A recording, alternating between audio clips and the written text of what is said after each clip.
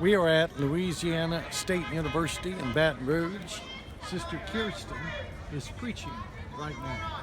A young preacher. She's been at it for less than a year.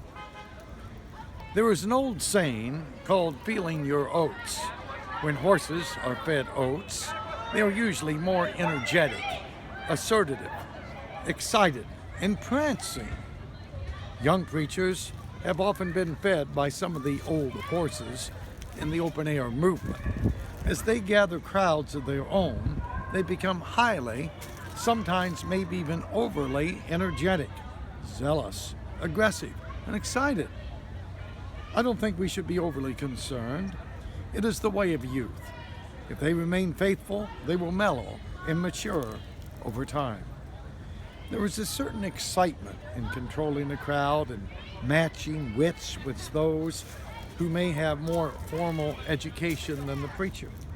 However, the young preachers that I have had the privilege of influencing have given up a lot to pursue this ministry.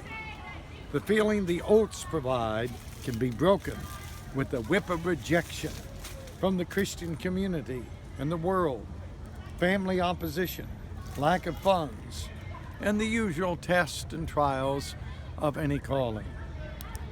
The young preachers I know are talented enough to make a more comfortable living in secular employment.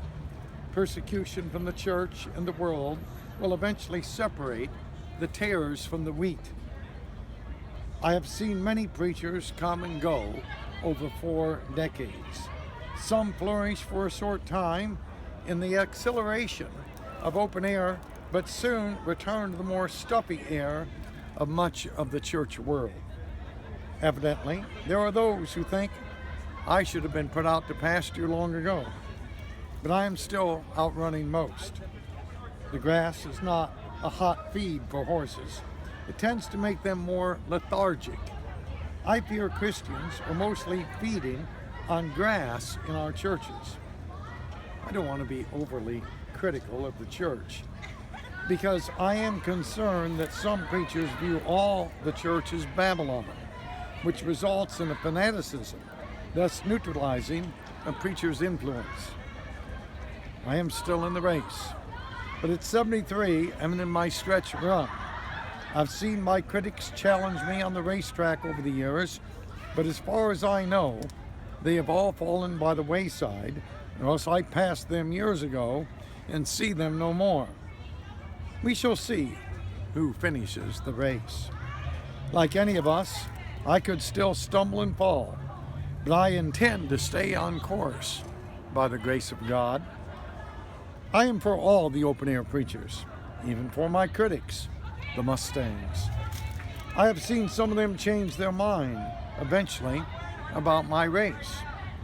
We can expect to have enemies or those who do not understand us. Meanwhile, I am more than happy to be a stud to breed the next generation of horses. As for the old mare, Sister Cindy, she is able to outrun most of the colts and stallions, which is why they don't respect her and perhaps even envy her in the long run. Young horses, come to our school of evangelism next fall. We have a barrel of oats to give you to get started on your race. I am proud to have trained some young colts who are winning races. We train fillies too. Now, the last filly to win the Kentucky Derby was Winning Colors some 30 years ago. Colts are usually faster and have more stamina. Colts and fillies are horses under 4 years old, sometimes in horse racing under 5. Colts and fillies grow up quickly and are fast, but don't expect them to have the maturity of stallions and mares. I encourage patience with the colts and the fillies.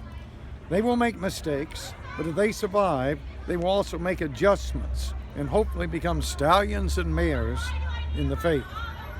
We want thoroughbreds that are holy to apply for our training school. Geldings need not apply. We already have far too many of them in the ministry, sometimes even in the open air.